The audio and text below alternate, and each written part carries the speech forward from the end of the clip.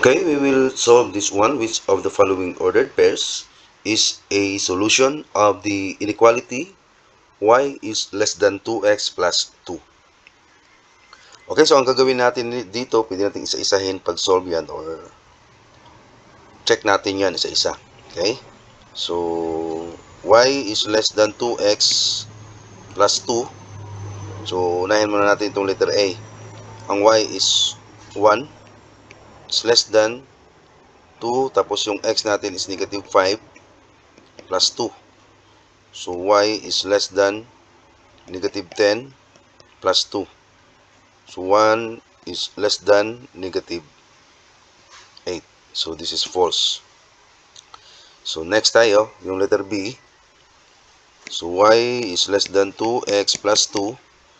So, we will use this one na ordered pair. So, yung y is 1.